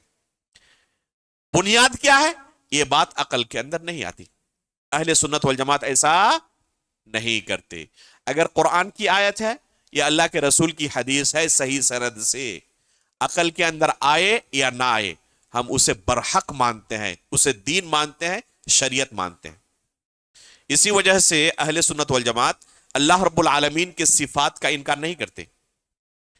हदीस के अंदर आता है, क़यामत के दिन अल्लाह रब्बुल आलमीन जहन्नम से पूछेगा, हलिम तलअती, क्या तू भर गई? तो जहन्नम क्या कहेगी, हल मिन मसीद, क्या और भी कुछ है? अल्लाह के रसूल फरमाते हैं कि उसके बाद अल्लाह रब्बुल आलमीन अपना कदम रख देंगे तो जहन्नम कहेगी कतिन कत, बस बस। यह हदीस सही सनद से साबित है। जिस तरह हदीस वारिद है हम उस पर ईमान लाते हैं। अल्लाह के रसूल ने कहा है, बरहक है। अकल का इस्तेमाल करके हम इसका रद्द नहीं करते। अल्लाह रब्बुल आलमीन ने कुरान करीम के अंदर सुब्हानल्लज़ी असरा बिअब्दिही लैलन मिनल मस्जिदिल हराम इलल मस्जिदिल अक़सा अल्लज़ी बारकना हौलहु बयान किया है। एक ही रात को अल्लाह के रसूल सल्लल्लाहु अलैहि वसल्लम को मक्का से बैतुल मक़दिस तक सफर कराया गया। यह अकल के अंदर आने वाली बात है? जिन्होंने अकल का इस्तेमाल किया, इनकार कर दिया इसरा और मिअराज के किस्से का। अल्लाह के रसूल सल्लल्लाहु अलैहि वसल्लम, सही बुखारी और मुस्लिम के अंदर तफसील से यह रिवायत मौजूद है, बैतुल मक़दिस पहुंचे, अंबिया इकराम की इमामत की, फिर 7वें आसमान तक सफर हुआ और हर आसमान में अंबिया इकराम से मुलाकात हुई, सलाम कलाम हुआ, यहां तक कि मूसा अलैहिस्सलातु वस्सलाम से तफसीली अल्लाह के रसूल सल्लल्लाहु अलैहि वसल्लम का कलाम हुआ। यह अकल के अंदर आने वाली बात नहीं है। जिन्होंने अकल को नकल पर, शरीयत पर मुकद्दम किया, उन्होंने इनकार कर दिया मेराज के किस्से का, इसरा के किस्से का, कि वो अंबिया इकराम कब के वफात पा चुके, किसकी कब्र कहां दुनिया में है, कहां दूसरे कोने में किसी की कब्र है, वो कैसे सबके सब जमा हो सकते हैं। ये अकल के अंदर आने वाली बात नहीं है। नतीजतन क्या किया, इनकार कर दिया। कुरान में अल्लाह रब्बुल आलमीन ने बयान किया है, इक़्तरबतिस्साअतु वनशक्कल क़मर। सही बुखारी के अंदर तफसील से इनशिकाक़ क़मर का, यानी चांद के दो टुकड़े होने का तज़किरा मौजूद है। यह सही बुखारी की हदीस है। आप फतहुल बारी उठाएं, सही बुखारी की जो सबसे उम्दा शरह है, पाएंगे कि बहुत सारे लोगों ने इस वाक़े का इनकार कर दिया। क्यों? कहते हैं कि अगर चांद दो टुकड़ा हुआ होगा तो दुनिया वाले देखे होंगे। जाहिर सी बात है कि जब चांद दो टुकड़ा होगा तो पूरी दुनिया ने देखा होगा ना। तो जब पूरी दुनिया ने देखा होगा तो तारीख की जो किताबें हैं, हिस्ट्री की जो किताबें हैं, तो उन किताबों में इस वाक़े का तज़किरा जरूर होना चाहिए था, लेकिन हमें कहीं पर नहीं मिलता, सिर्फ कुरान में और सही बुखारी में मिलता है। इस वजह से हम नहीं मान सकते। अब गौर करें अकल की हालत क्या है इन मिस्किनों की। कुरान के अंदर होना और सही बुखारी के अंदर होना यह काबिल कबूल नहीं है। किसी हिस्ट्री की किताब में पढ़ लेते तो मान लेते। रद्द करने की वजह क्या है? किसी हिस्ट्री की किताब में क्यों नहीं मिलता ये वाकया? इस वजह से ये वाकया नहीं हुआ होगा। अगर उन किताबों में पा लेते तो मान लेते, सच मान लेते, लेकिन कुरान के अंदर है, हदीस के अंदर है, उन्हें ये काबिल कबूल नहीं है। तो इस तरह एक दो नहीं, बेशुमार चीजें हैं जो अल्लाह के रसूल सल्लल्लाहु अलैहि वसल्लम के मौजज़ात हैं। ग़ज़वे खंदक के मौके पर बहुत सारे मौजज़ात ज़ाहिर हुए। अल्लाह के रसूल सल्लल्लाहु अलैहि वसल्लम एक घर में गए, सिर्फ चंद लोगों का खाना था, लेकिन 1400 सहाबाए किराम ने पेट भरकर खाया। सही बुखारी की रिवायत है। अकल के अंदर आने वाली चीज है।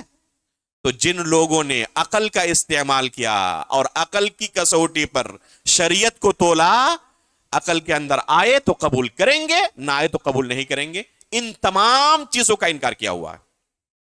سر سید احمد خان کی آپ کتابوں کو پڑھیں، بلکہ پڑھنے کی ضرورت نہیں ہے، علماء سے سنیں. اگر کسی کو شک ہو تو اسے دکھا سکتے ہیں. کس چیز کا آخر اس بندے نے انکار نہیں کیا ہے؟ جتنے معجزات ہیں تمام کا انکار.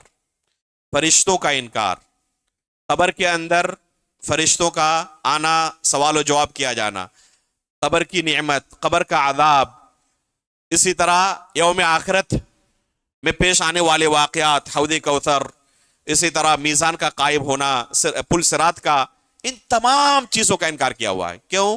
کیونکہ یہ چیزیں عقل کے اندر آنے والی نہیں ہے.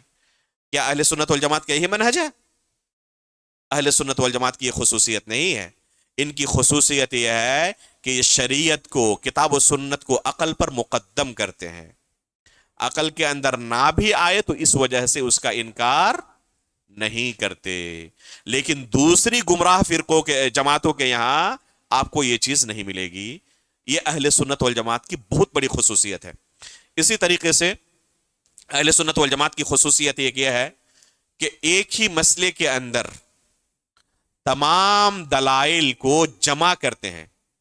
کسی مسئلے کے اندر اپنا نظریہ، اپنا عقیدہ، اپنا موقف کیا ہونا چاہیے، تو پہلے ہی ایک رائے قائم کر کے دلیلیں ڈھونڈنا شروع نہیں کرتے، بلکہ اس مسئلے کے تحت جتنی دلیلیں ہیں سب کو جمع کرتے ہیں. اور تمام دلائل کو جمع کرنے کے بعد مجموعی اعتبار سے جو نتیجہ نکلتا ہے وہ اپنا عقیدہ اور موقف بناتے ہیں. ایسا نہیں کرتے کہ چند حدیثوں کو لے، چند آیتوں کو لے اور چند آیتوں کو چھوڑ دیں. یؤمنون ببعض ویکفرون ببعض، یہ مسلمانوں کی صفت نہیں ہے. کن کی صفت اللہ نے بیان کی؟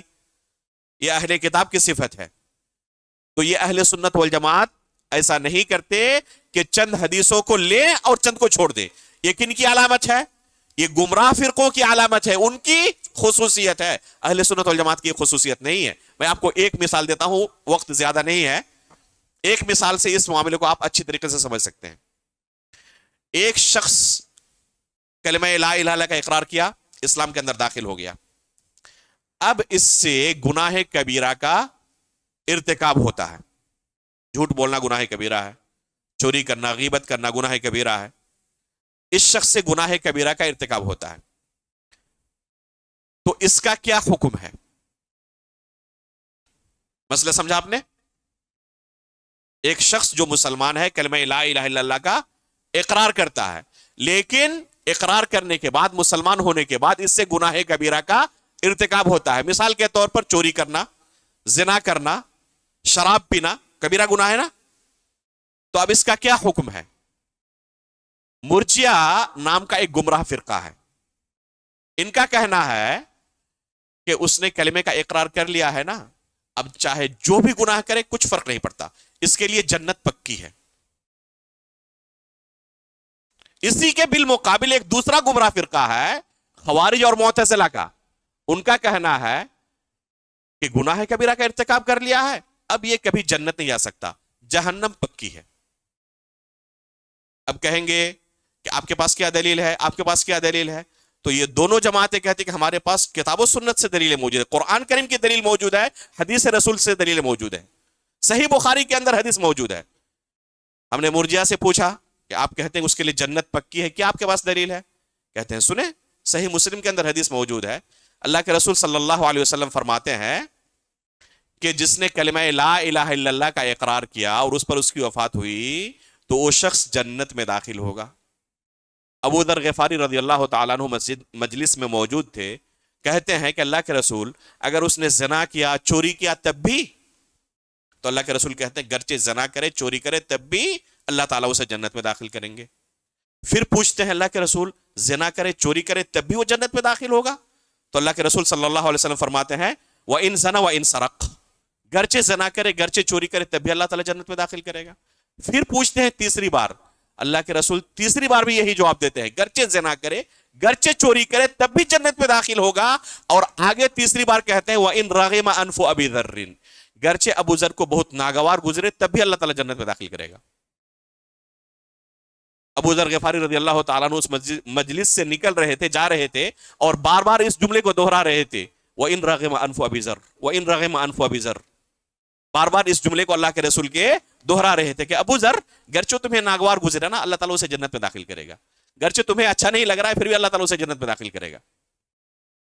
یہ اس جملے کو بار بار ابو ذر غفاری رضی اللہ تعالیٰ عنہ دوہرا رہے تھے. یہ مرجئہ کہتے ہیں کہ دیکھیں یہ حدیث ایک دم واضح ہے کہ ایک بندہ چوری کر رہا ہے، زنا کر رہا ہے، اور اللہ کے رسول 3 بار پوچھنے کے بعد بھی کیا کہہ رہے ہیں؟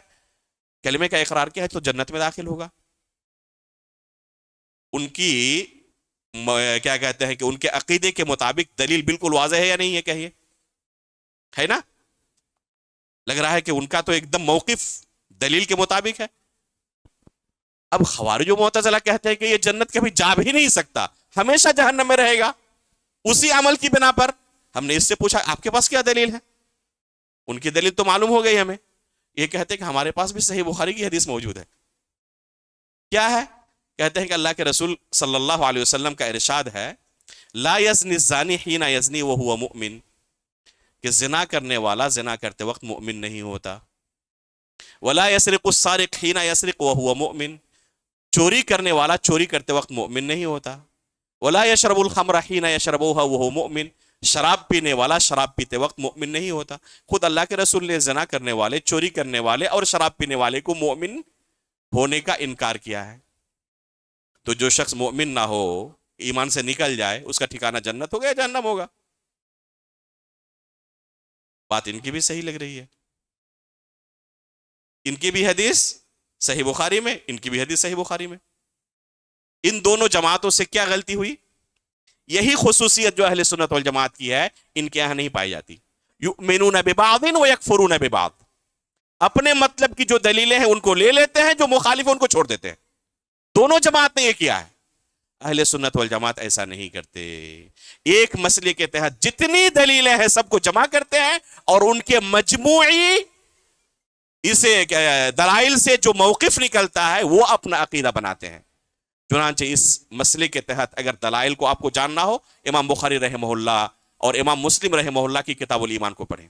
صحیح بخاری کے اندر اور صحیح مسلم کے اندر دلائل کا انبار لگا دیا ہے امام مسلم اور امام بخاری رحمہ اللہ نے کہ اہل سنت والجماعت کا عقیدہ اس مسئلے میں کیا ہے کہ ایک بندہ جو کلمے کا اقرار کرتا ہے مسلمان ہو جاتا ہے.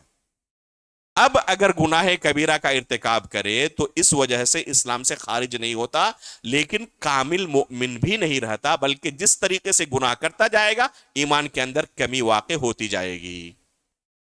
آخرت میں اللہ رب العالمین کی مشیت کے تحت ہے، چاہے تو اللہ تعالیٰ معاف کر کے ڈائریکٹ جنت میں داخل کر دے اور چاہے تو اسے سزا دے گناہ کے بقدر. لیکن اگر سزا دے گا تو ہمیشہ جہنم میں نہیں رکھے گا، اسے جہنم سے نکال کر جنت میں ضرور داخل کیا جائے گا. چنانچہ صحیح بخاری اور مسلم کی روایت ہے، اللہ کے رسول فرماتے ہیں یخرج من النار من قال لا الہ الا اللہ وفی قلبہ من الخیر ما یزن شعیرۃ. اللہ کے رسول فرماتے ہیں کہ ہر اس شخص کو جہنم سے نکالا جائے گا جس نے کلمے کا اقرار کیا ہے اور اس کے دل میں خیر کا کتنا حصہ موجود ہے؟ جو کے دانے کے برابر. دوسری بار اللہ کے رسول نے کہا کہ گیہوں کے دانے کے برابر.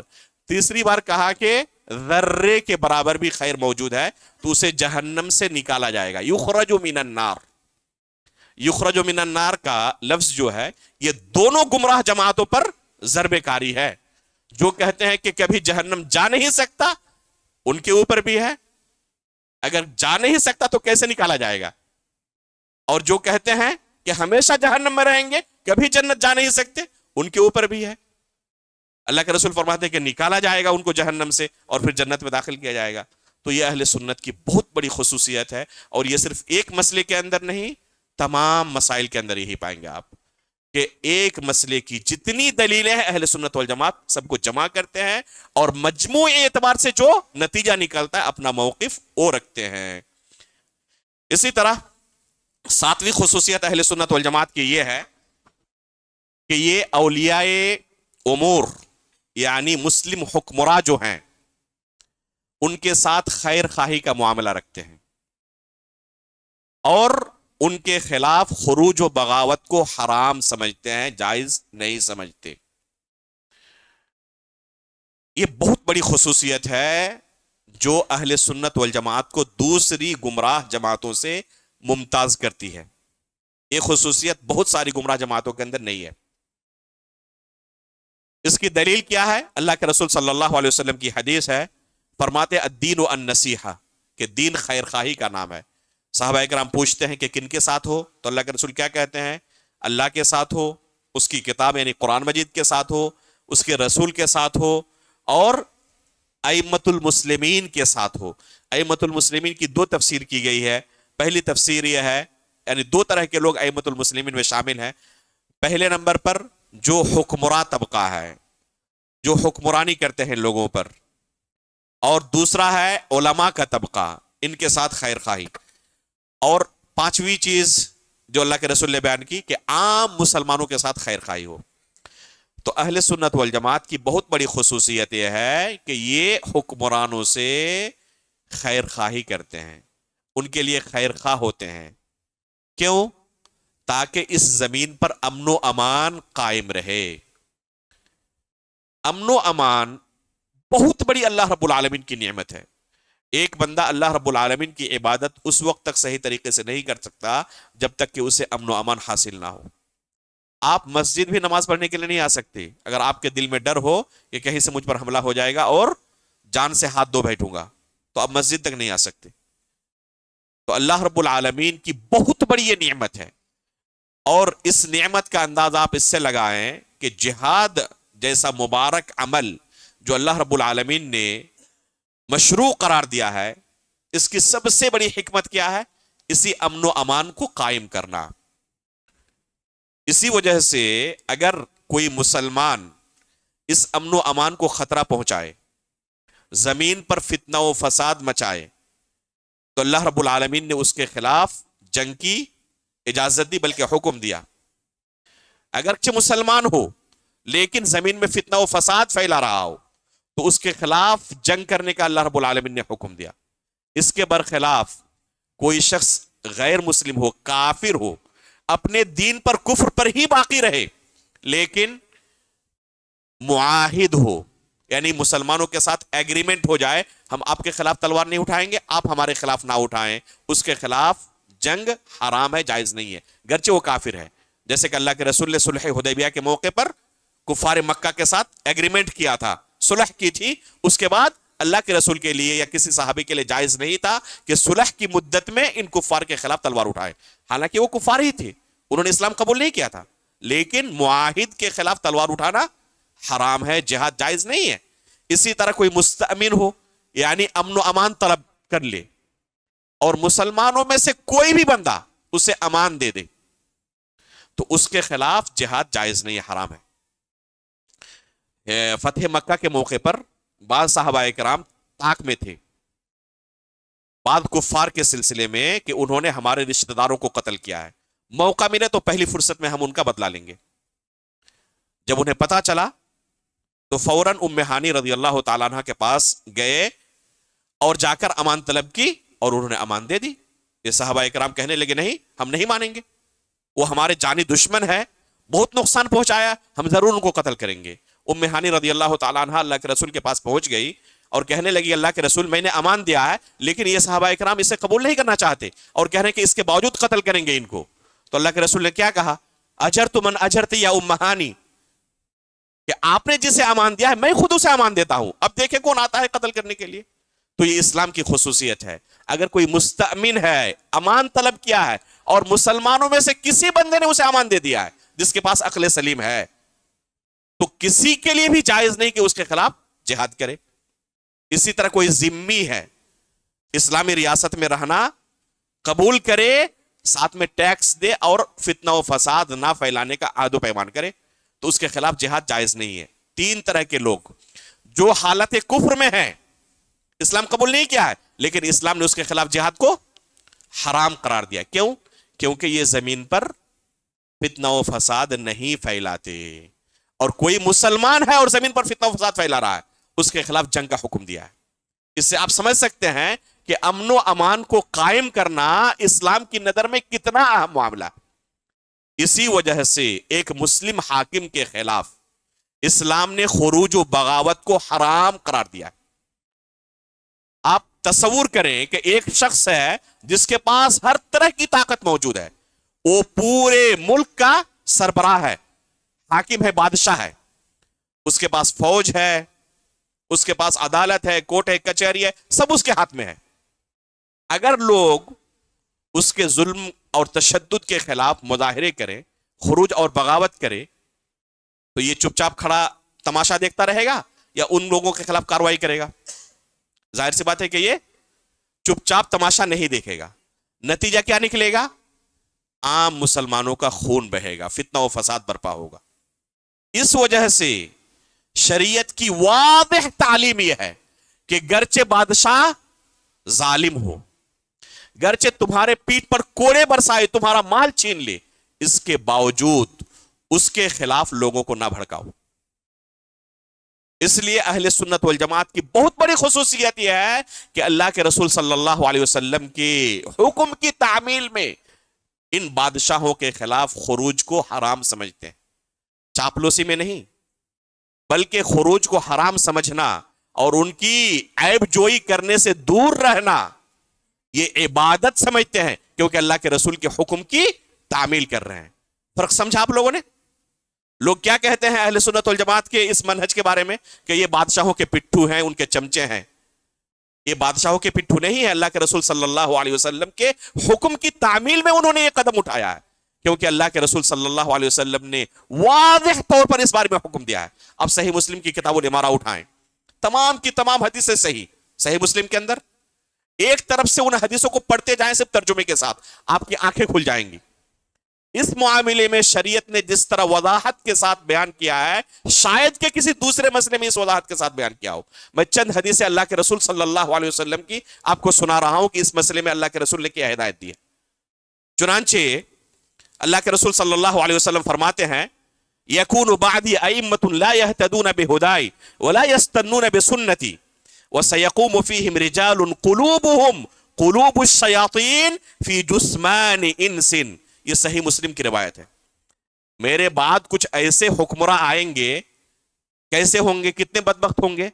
اللہ کے رسول کے الفاظ دیکھیں، کہتے ہیں قلوبہم قلوب الشیاطین فی جثمان انس، انسانی جسم میں شیطان کا دل ہے ان کے، اس کے باوجود ان کے خلاف کیا کیا جائے؟ خروج کیا جائے، بغاوت کیا جائے۔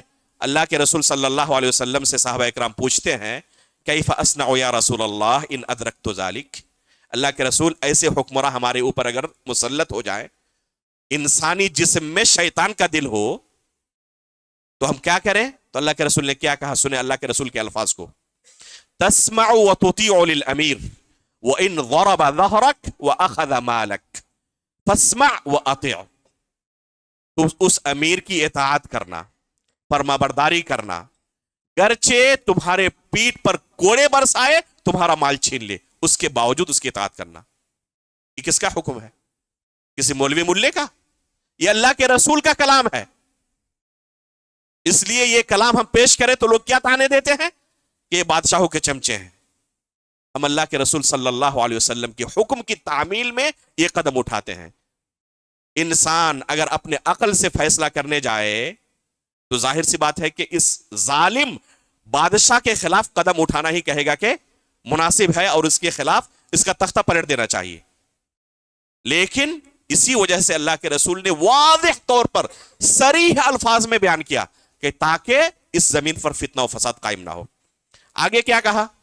اگر کوئی بادشاہ بن جائے جو اس عہدے کا مناسب ہی نہیں تھا، بلکہ پورے ملک کے اندر دیکھا جائے تو سب سے نااہل بندہ یہی ہے، اور بادشاہ بن گیا ہے، چنانچہ اللہ کے رسول فرماتے ہیں وَإِن تَأَمَّرَ عَلَيْكُمْ عَبْدٌ حَبْشِي، کہ کوئی حبشی غلام بھی اگر تمہارا امیر بن جائے، زبردستی اس منصب پر پہنچ گیا، علمی لیاقت کیا ہے؟ کچھ نہیں، ایک دم جاہل جھپڑ، کچھ بھی نہیں، اس عہدے کا مناسب نہیں ہے، اللہ کے رسول فرماتے ہیں کہ اس کے باوجود اس کی اطاعت کرنا۔ اور کیا لیں گے آپ؟ اس واضح الفاظ کے باوجود بھی کہ اس منصب کا لائق نہیں تھا۔ اسی طرح اللہ کے رسول کہتے ہیں کہ ایسا بھی ہو سکتا ہے کہ کوئی بادشاہ بن جائے اور اقربا پروری کرنے لگے، کسی عہدے کا یا کسی نوکری کا مستحق کیا تھے؟ دوسرے لوگ تھے، تم خود اس نوکری کے مستحق تھے، कंपटीशन हुआ, तुम्हारी पहली पोजीशन आई, और उसका भी एक रिश्तेदार उस कंपटीशन में शामिल था जिसका 100 नंबर, 100 लोग थे, उसमें से 100वां नंबर उसी का था। सबको छोड़कर अपने उस रिश्तेदार को उसने वो नौकरी दे दी। वाज़ेह तौर पर तुम्हारे ऊपर दूसरों को तरजीह दी नहीं दी। उसके बावजूद अल्लाह के रसूल सल्लल्लाहु अलैहि वसल्लम, सही मुस्लिम की रिवायत है, फरमाते हैं कि ऐसे मौके पर भी उसकी इताअत करना, उसके खिलाफ खुरूज मत करना, उसके खिलाफ लोगों को मत भड़काना, बल्कि वो खुद गुनाहों के अंदर डूब जाए, दिनों रात गुनाहों के अंदर लथपथ रहे, शराब पिए, जुआ खेले और भी दूसरे गुनाहें करता रहे, उसके बावजूद भी उसके खिलाफ खुरूज व बगावत मत करना। कब तुम्हें इजाजत मिलेगी उसके खिलाफ खुरूज करने की? हत्ता तराउ कुफ्रन बवाहा, यहां तक कि वादे तौर पर तुम कुफ्र देख लो जिसमें तुम्हारे पास जर्रा बराबर शको शुबा ना हो। इंदकुम मिनल्लाहि फीहि बुरहान, कि तुम्हारे पास अल्लाह रब्बुल आलमीन की वाज़ेह दलील हो कि ये बादशाह मुसलमान नहीं रहा, मुतअय्यन तौर पर काफिर हो चुका है।